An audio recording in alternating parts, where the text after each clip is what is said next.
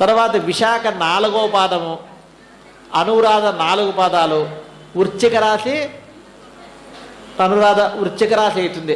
ఈ రాశి వారంతా కూడా జ్యేష్ఠ నక్షత్రం, విశాఖ 4వ పాదము, అనురాధ నక్షత్రము, తర్వాత జ్యేష్ఠ నక్షత్రం. ఈ రాశి వారంతా కూడా వృశ్చిక రాశి అవుతుంది. మేష వృశ్చిక యోహు భౌమః. మేష వృశ్చిక రాశులకు అధిపతి ఎవరంటే కుజుడే. కుజుడు అంటే రాజు.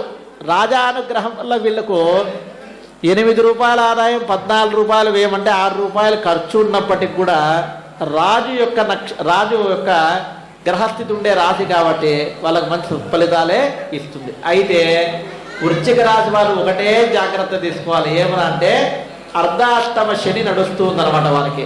కాబట్టి ఈ యొక్క మే, జూన్, జూలై ఈ 3 నెలల కాలం ఆరోగ్యపరంగా అంతా కూడా జాగ్రత్తగా ఉండాలి. వృశ్చిక రాశి వారంతా కూడా మే, జూన్, జూలై ఈ 3 నెలల కాలం కొంత శని మహాత్ముని బాగా సేవిస్తే గనక అటువంటి ఆటంకాలంతా కూడా పోతాయి.